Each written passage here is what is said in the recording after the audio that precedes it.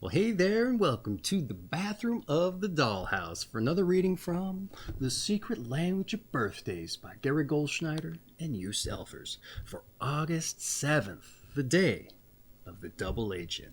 And here we have us an image or an illustration, if you like, of what is it for the day of the double agent? Ooh, a couple of lizards facing either way.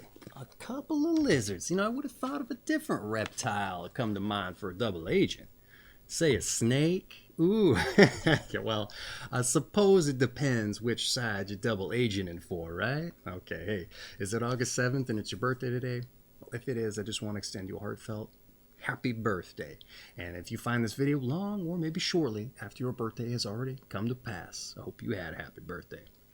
Well, for those of us who's just joining randomly or out of curiosity, I want to say to you, welcome, and I hope you enjoy yourself. All right, before we dive in, let's quickly roll us a couple of numbers here. Why? This is the Diecast birthday cast, so we gotta live up to the namesake. More importantly, for synchronicity's sake. And what did we roll us today? Well, what's funny? I don't often crap out. I don't often roll a 7, and it is the 7th. But what did we roll today, you might be wondering? A 4 and a 1. We didn't crap out this time either. That's right, a 4 in the crown and a 1 in a root. For you new age chakra folks, however you might apply your daily numbers to your chakras. But hey, for the rest of us, what you might be wondering what synchronicity is. Well, I couldn't really think of a good example today coming into the stream, so I was just about to break it down for you real fast and dirty like. It's just you opening your mind to the universe, putting you on the correct path and revealing itself to you. It's hard for some of us, I'm talking for me specifically, to really see our role or see how we fit in. You sometimes feel like you're just walking through this world all alone. Well, you roll some numbers and you just go out there in the world and you keep an eye out for them. And when you see them, well, you chase them down. How do you chase them down? Well, let's say you see a bus with a 4 and a 1 for a 5 on it.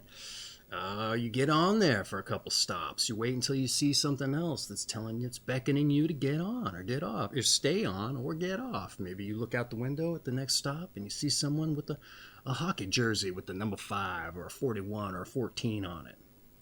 Get on off there. Maybe follow them unless they're getting back on the bus. And maybe you just, I think it's time I walk a different way, or whatever it is. You follow that person for a spell until maybe you see another 4 and a 1 or some sign that you're like, this is a sign. Like you see a poster that says the magic is within you, and you're like, oh, I need to stop here and see what happens. It's those kind of things. It doesn't have to be big or life-changing, but it's there to show you, like, hey, the universe is looking out for you, and you can get on the right path, and it will reveal itself to you in special ways if you're open to it.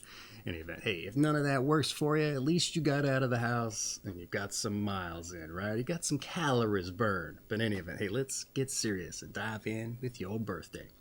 Your month is August. If you didn't know, your day is the 7th, and your sign is 13 to 15 degrees Leo, of the Leo 2 period specifically, and your quality and elements is fixed fire. All right, August 7th, the day of the double agent. Those born on August 7th have an irresistible attraction to secretiveness and undercover events of all types. Generally, they are somewhat covert in their own behavior, but may also display a marked interest in mystery or spy stories, puzzles, and the like. Those more academically or scientifically oriented may wish to master foreign languages, delve into history, or decode nature's secrets. And those born on this day are never happier than when uncovering some tidbit of information previously unknown, and perhaps revealing it to a close friend or a colleague. In a way, they are like detectives ferreting out the truth and putting it to interesting, sometimes lucrative uses. August 7 people must beware of arousing antagonism or making enemies by uncovering truths, particularly those persons wounded or compromised by their disclosures. And sometimes those born on this day are well-meaning, but fail to foresee the consequences of their actions. They must also take pains to thoroughly research their findings and thus conclusively establish the validity of statements while avoiding hearsay. Many August 7 people have a desire to reveal their hidden selves, the intimacies of their own private life, yet are afraid to do so and remain reclusive.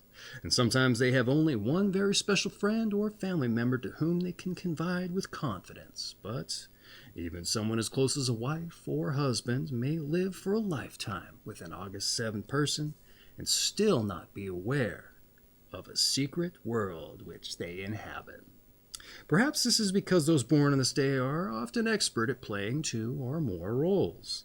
They can appear to be most conventional, upstanding citizen on the surface, indeed function as a model spouse or parent, while at the same time lead a hidden life that no one knows about. And some August 7 people find a kind of balance in such a life and succeed in it for long periods of time before they are discovered.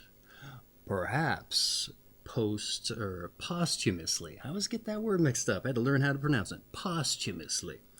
August 7 people are very adept at using humor and making light of potentially dangerous situations, often to direct suspicion away from themselves. Unfortunately, out of force of habit, they may hide trivialities as well, or stretch the truth when not truly necessary.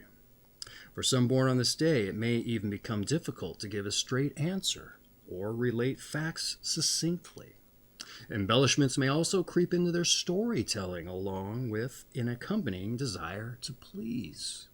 This latter trait may come to dominate the lives of those desperate to fit in to the workplace or society at large, and above all be appreciated for what they do.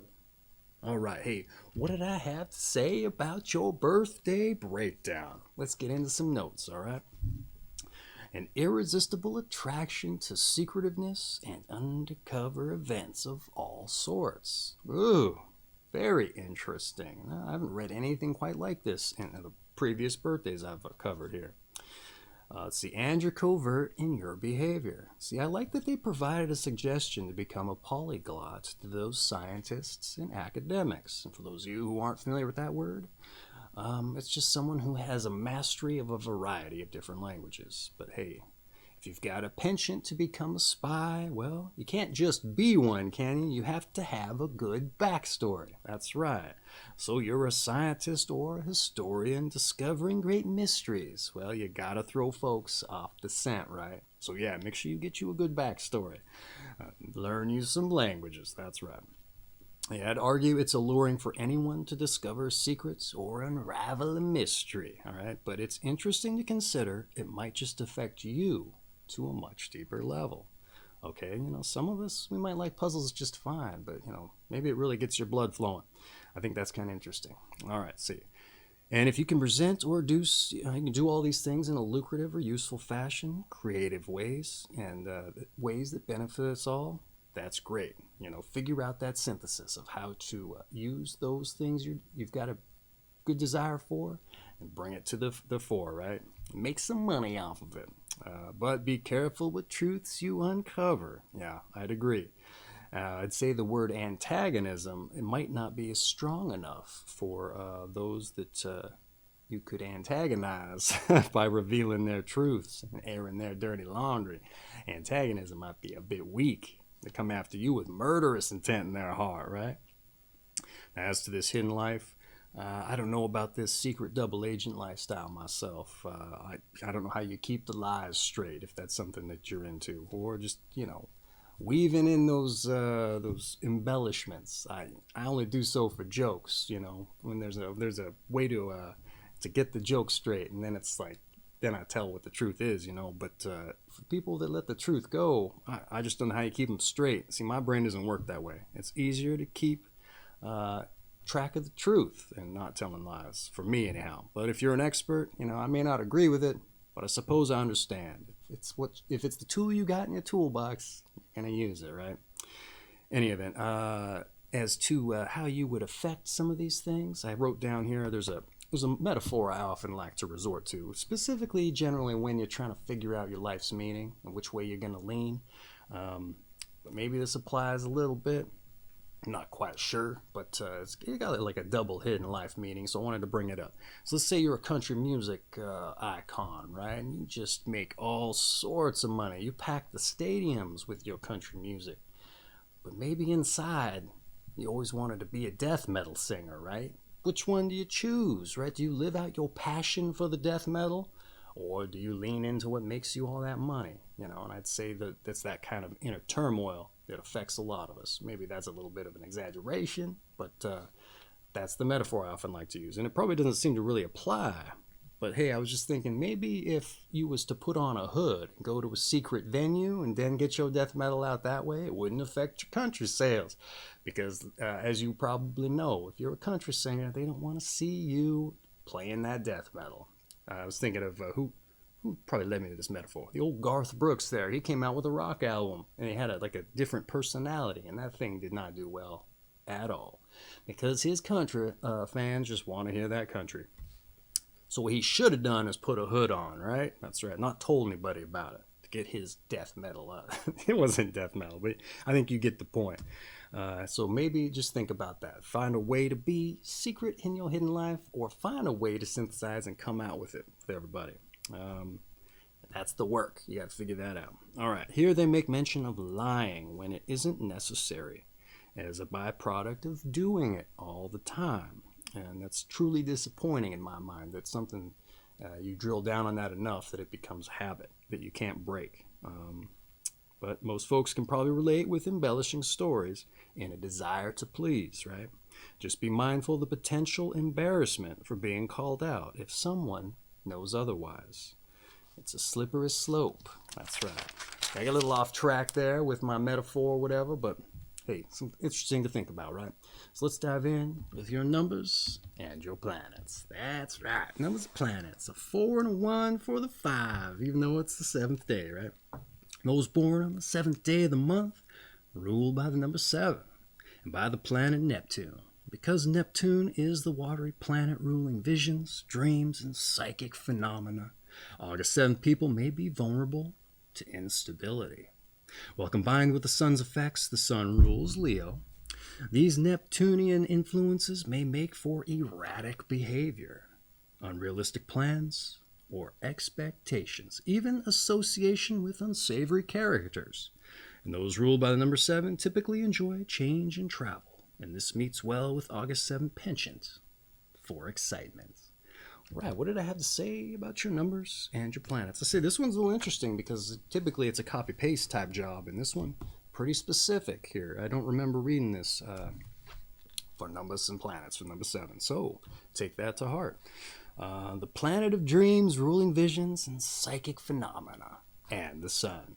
All right, what I have to say? I suppose I could see what's been mentioned as a byproduct of that dynamic. A strong will from the sun coupled to the surreal ideas and dreams of Neptune. Realize fiction so strong, if you try to realize a fiction so strong that you could convince somebody or you could cram a square block into a round hole and gaslight others into thinking it fits. Metaphorically anyhow, or perhaps literally. But yeah, be sure to travel. It says you should fulfill your need for excitement. You big international spy, you, in that case. That's right. I think I messed up the notes there with my block metaphor, but hey, it's the dreams and the figurative strength you put behind them. That's your Neptune and the sun. I was trying to get some metaphor in there. I was trying to cram that block into that circle hole, but I'm not a Neptune sun ruler, so it didn't work very well. That's the takeaway. That's right. You would have done great, I bet. All right, let's move on to your tarot, all right? 7th card of the major arcana is the Chariot, which shows a triumphant figure moving through the world, manifesting his physical presence in a dynamic way. The card may be interpreted to mean that no matter how narrow or precious the correct path, one must continue on. The good side of the card posits success, talents, and efficiency. And the bad side suggests a dictatorial attitude and a poor sense of direction.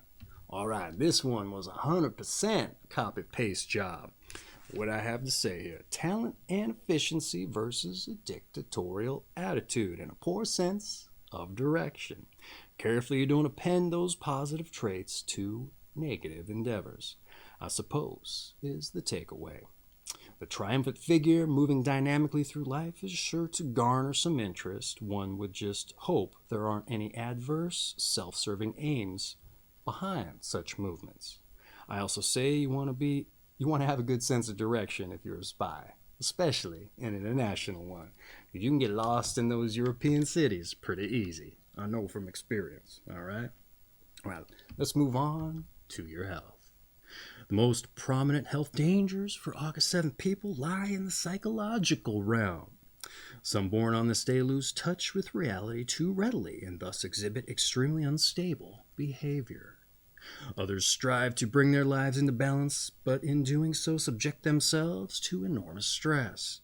The fact is that most people born in this day could benefit from therapy or from counseling. Effective treatment will not only allow them to examine their own behavior under objective guidance, but also afford them an opportunity to reveal themselves under conditions of strict confidentiality. That's always a plus, right? Because the physical health of most August 7 people is heavily dependent on their mental state, attending to the health of their psyche should take priority over concerns of their physical appearance. A regular, well-balanced diet and moderate exercise are recommended. Say, they drilled down on this one pretty good. Normally they get into diet and exercise and all that, and we only touched on that ever so briefly. They want to make sure you understand that the psychological area of your life is focused on. So don't lose touch with reality, even if you aren't unstable. You tell too lofty the lie, or if all your stories are captivating, some people might begin to think and see them as such, or smell the snake, right? Smell the rat, or see the snake in the grass. A lot of times the people who make themselves sound like the most interesting people in the world based on their own self-promotion, maybe you know a few of these folks, they come off rather phony. At least I think so. And the stories, well, they could be true, but do like the reading. Take a chance at revealing yourself, not just your exploits. It may not seem interesting, but it's real. And that sounds different. All right. Yeah, I like that one. That was some good advice. Finally, I had something good to say about the breakdown, in my own opinion, anyhow. All right, let's dive in to the advice part of the book. Put your talents for investigation to use in a constructive way. Your fantasy may be applied to more than just private satisfaction. Try to be fair and honest with those close to you, and still more important, remain true to yourself. Oh, very good, down and dirty. Only 3 lines there. Sometimes it's longer. Put your tools to use in a constructive way. Great advice, but how do you do that? That I don't know, all right? But that's kind of the part of life's journey, right? It's figuring that stuff out. And those born on this day, see how others did so. Those born on this day, see how others did so. I don't know why I wrote that. Who's to say? I already touched on figuring that stuff out, putting the hood on and doing your death metal. But hey, that is the work. Figuring out how to synthesize the things you're good at with what you want to do, and then turning a profit at it, I suppose. Or finding the fulfillment. Sometimes money fulfillment, there's an eternal struggle there. But if you can find a synthesis, that's the work. It takes years sometimes. I'm only myself thinking I got a little bit of it figured out. All right. Hey, let's dive in with your meditation. Oh, I know what that was about. We're going to dive in with those born on this day and see what they did to form that synthesis and how they became successful. So I knew what I was writing there. We'll figure that out here in a second. But first, your meditation. All right. The telephone has become the ultimate symbol of modern mankind's inability to communicate. Once again, the telephone has become the ultimate symbol of modern mankind's inability to communicate. And mind you, this book was written, copyright 1994, well before smartphones and the internet. So it's only gotten worse. All right, hey, but I'll leave that meditation up for you to figure out. Just thought I'd add in that little detail there. All right, let's move on. Your strengths and your weaknesses. Your strengths, you're clever, funny, and you're socially adept. And your weaknesses, you ready? You're prying, self-hurtful, and reclusive. All right, hey, now let's dive into those born on this day so we can see how some other folks put to use these double agent abilities. Maybe this will help you figure out what you want to do if you haven't done so. All right, we have Louis Leakey, a British paleontologist, theorist, discoverer of remains of early mankind. In Old Duvey, George is a writer of human origins. So maybe you become a paleontologist, all right? We also have Matahari, a Dutch-born spy and a literal double agent. She was a exotic dancer and executed. So maybe you become an exotic dancer. All right, we got Ralph Bunche, a U.S. statesman and Nobel Peace Prize winner, and he negotiated the Arab-Israeli truce. So maybe you become a politician and lie for your constituents instead of yourself. Yeah. We got Elizabeth Gurley Flynn, an IWW radical agitator and a U.S. communist. So maybe you become someone who riles up the populace, right? We got Jonathan J. Pollard, U.S. intelligence worker, and delivered classified documents to Israel. And maybe you just become you a regular spy. That's right. We also have Roland Kirk, the jazz multi-instrumentalist, Manzello and Stritch inventor and composer. So maybe you invent you an instrument. Yeah. Nicholas Ray, the film director of Rebel Without a Cause and They Live by Night. You can become a film director. Emil Nolde was a German expressionist painter. You can become a painter, an artist. Menise de Plata, flamenco guitarist. We already said musician. Alexander Diantin, a Russian overall world champion gymnast, an Olympic multi-gold medal winner, medalist rather. Call you a gymnast. Garrison Keillor, a radio writer. Lake Wagobi Days, they were responsible for. We have Alberto Salazar, three-time New York Marathon champion, a runner. Don Larson, a baseball pitcher, and he pitched only perfect game World Series game. Ooh, you could become you the second perfect game winning pitcher there. Although this was written in 94, so maybe there's been another one. We got Frank Fitzsimmons, Jimmy Hoffa's deputy in a Teamster union. We have Alan Page, the football defensive lineman and a Hall of Famer. We have Stan Freberg, a comedian. Ooh, become you a comedian. We also have Dave Waddle, a U.S. Olympic gold medal winning 800-meter runner. We have Billy Burke, the film actress, and Laura Martin Smith, a psychic. You could lie for profit about the things that people can't see or prove. We got Alan Leo, an astrologer. Another way of doing that. That's right. Okay, what else we got here?